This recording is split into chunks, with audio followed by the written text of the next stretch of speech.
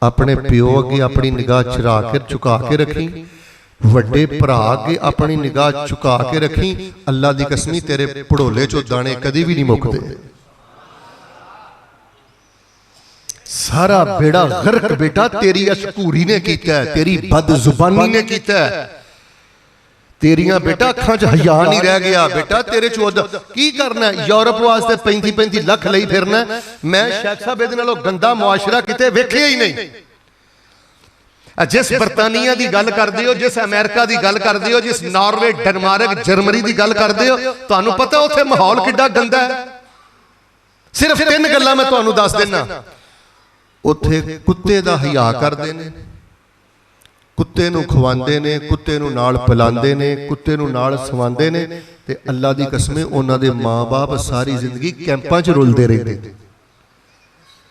माड़ी जी मां वडेरी होई, कैंप अंदर छड्ड आए। बाप वडेरा होया, कैंप अंदर छड्ड आए। 6-6 साल मां दी तीमारदारी नहीं करदे। दसो उस मुआशरे च जाके अपने आप नू की करना जे जिथे ना मां दा हया, ना बाप दा हया, ना कोई वड्डियां दा एहतराम।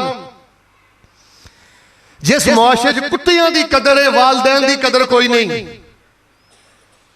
और फिर जितने लोग जे ना, मैं तां पिंड च गल कर रहा शेख साहब, मैनूं एक रिपोर्ट मिली है कि पिंडां दे कई नौजवान अपने मां बाप नूं मजबूर करते हैं, पैली वेचो, जमीन वेचो, फलाना प्लाट वेचो, मैनू बाहर घलो, मैं यूरोप जाना है, मैं यूरोप जाना है। और अल्लाह दे बंदे उत्थे 85% गोरे डिप्रैशन दे मरीज जे, जना करके, शराबां पी के, क्लबां अंदर डांस करके अपने आप नूं झूठा सुकून देंदे जे, डिप्रैशन दे मारे। हुण मैं जुमला देना है, फिर मुहब्बत नाल सुभान अल्लाह की तू कदर करे ना करे, अल्लाह दा शुक्र अदा करया कर। अल्लाह ने तेनू डिप्रैशन दा इलाज ते ज़हनी सुकून वास्ते अल्लाह पाक ने तेनू अपना कुरान अता फरमा दिता है। उच्ची जरा मिल के बोलो हाँ, जिहदे अंदर सूरत रहमान दा तर्जमा उतर जाए और डिप्रैशन दा मरीज हो सकदा। और जिस बंदे नू सूरा वाकिया दा तर्जमा आ जाए, उच्ची बोलो, वो ज़हनी तौर पर परेशान हो सकदा।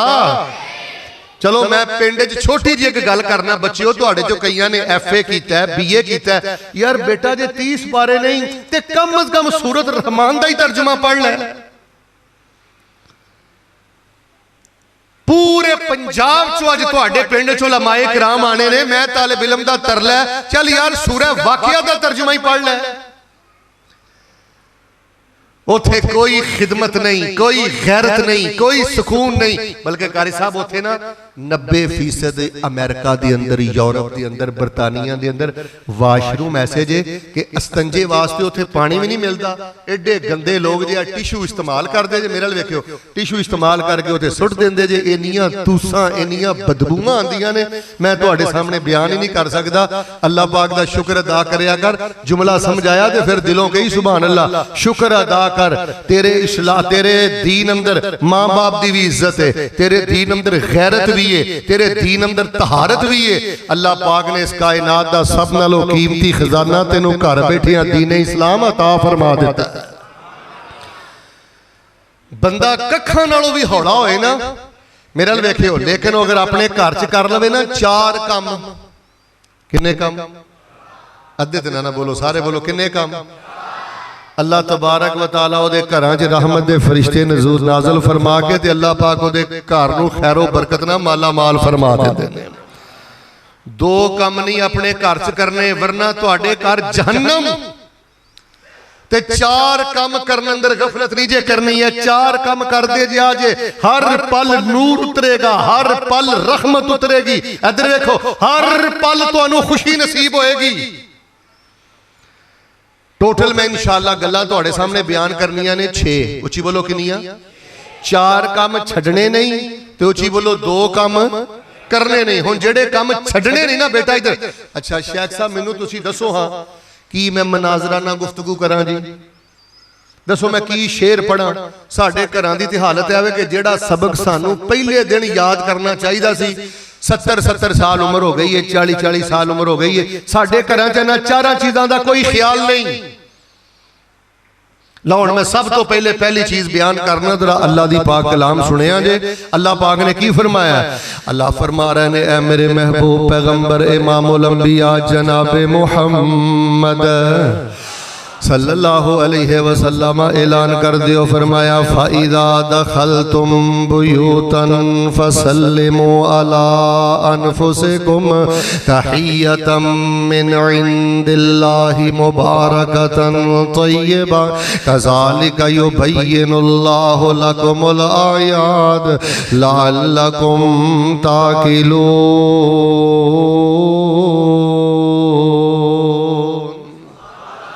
अल्लाह पाक फरमाते ने अपने घर के अंदर जदों भी दाखिल होवो तो अस्सलामु अलैकुम व रहमतुल्लाहि व बरकातुहू क्या करो। अल्लाह फरमाते ने तहियतम मिन इंदिल्लाहि मुबारकतन तय्यबा। अल्लाह फरमाते ने मेरा नाम अस्सलाम है ते ए जेड़ा अस्सलामु अलैकुम व रहमतुल्लाहि व बरकातुहू है। अल्लाह दे कुरान दा तर्जमा सुनियो ते फिर सुभान अल्लाह कवे आजे। अल्लाह फरमाते ने अस्सलामु अलैकुम व रहमतुल्लाहि व बरकातुहू ए मेरे वालों तोहफा है। अल्लाह फरमाते ने पाकीज़ा तोहफा भी है ते अल्लाह फरमाते ने बरकतां वाला तोहफा भी है। जिस घर के अंदर बंदा 38 वरी भी दाखिल होवे, बेटा बस मैं ही तेनू गल समझानी हूँ, 38 वरी क्या कर अस्सलामु अलैकुम व रहमतुल्लाहि व बरकातुहू। अपने माँ बाप नू सलाम किया कर, अपने बीवी बच्चियां नू सलाम किया कर, पूरा सलाम किया कर अस्सलामु अलैकुम व रहमतुल्लाहि व बरकातुहू। नबी अलैहिस्सलाम फरमाते ने अल्लाह 3 नेकियां अता करदा है। अच्छा वैसे मैं तुहाडे को पिंड वाले पुछना, मेरे वाल वेख के जवाब दिओ। हाँ हुण शाम नू बंदा घर आया या दोपहर नू घर आया, 8 साल की बच्ची है, 9 साल की मासूम बच्ची है, पर्दे वाली माँ है, पर्दे वाली बीवी है, इन्हें वड़ के उच्ची सारी कहा अस्सलामु अलैकुम व रहमतुल्लाहि व बरकातुहू। घर वाले हो तुहाडे ते सलामती होवे, घर वाले हो तुहाडे ते अल्लाह दी रहमत होवे, घर वाले हो तुहाडे ते अल्लाह दी बरकत होवे। ते जे अल्लाह ने तेरी है दुआ कबूल कर लई ते अल्लाह पाक ने तेरे घर नू जन्नत नालों बड़ा गुलजार बना देना है। अच्छा जे छोटियां छोटियां मासूम बच्चियां ने अगों कह दिता अपने अब्बू नू वालेकुम अस्सलाम व रहमतुल्लाहि व बरकातुहू। पर्दे वालियां गैरत वालियां भैणां ने जे अगों कह दिता भरा नू वालेकुम अस्सलाम व रहमतुल्लाहि व बरकातुहू, ते रब ने जे उन्हां दी मासूम आवाज नू कबूल कर लिया, अल्लाह पाक ने तेरा बेड़ा पार कर देना। मेरे प्यारे भाईओ इधर वेखो, इन्हां बच्चियां दी तरबियत करो। ए बच्चा तेरे कमरे अंदर दिन च 10 बारी भी दाखिल होवे अस्सलामु अलैकुम रहमतुल्लाहि व बरकातुहू।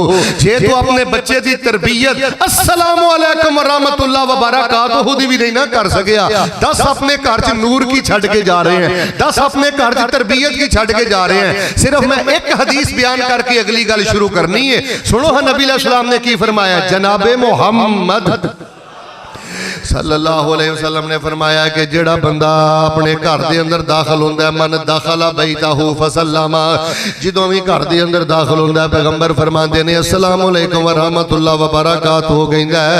फरमाया अल्लाह ने ओदा जिम्मा चुकिया। पुत्र तू कदी इस हदीस ते गौर ही नहीं कीता, अल्लाह पाक ने उस बंदे दा जिम्मा चुकिया है। फरमाया इन आशा रोजे का व इन माता अदखलहुल्लाहुल जन्ना। तर्जमा सुनिया जी।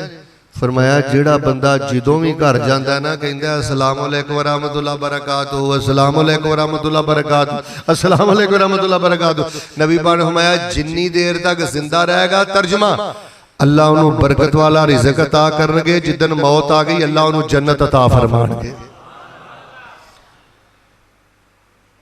यार वैसे मैं तुहाडे कोलों एक सवाल करना चाहना, मेरे वाल वेखियो, जानवर अंदर ते मुसलमान अंदर फर्क होना चाहिए है ना, हिंदू अंदर ते मुसलमान अंदर फर्क होना चाहिए है ना, सिख अंदर ते मुसलमान अंदर फर्क होना चाहिए है ना।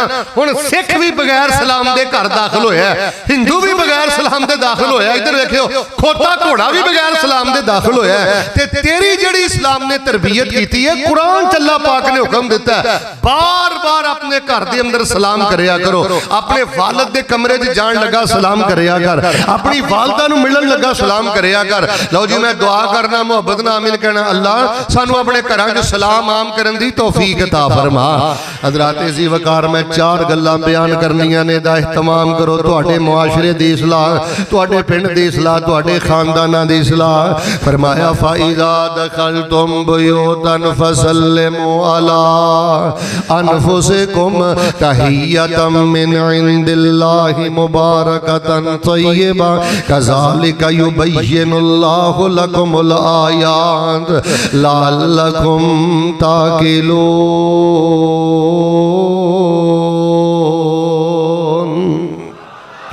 दूसरा काम यह करना है, तवज्जो रखिया बेटा, जो भी घर च जाना है तो घर जान लगे दुआ पढ़ के जाना है। अच्छा जी, किसी ने बोलना नहीं, घर दाखिल होने लगे केड़ी दुआ पढ़ी दी कोई सुना सकता है? बुजुर्गो तुसी ते माशाअल्लाह अहले इल्म हो, इधर मेरे वाल वेखो जरा, घर दाखिल होने लगे केड़ी दुआ पढ़ी दी है?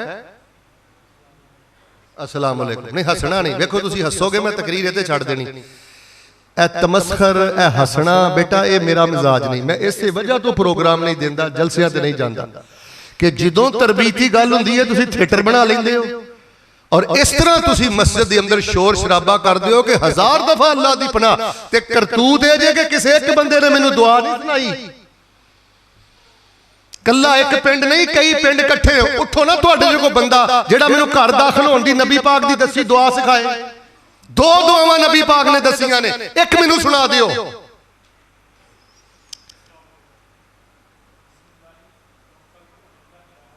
थले बह जाओ तुसी बुजुर्ग, एक घरों बाहर निकल लगे पड़ी दी,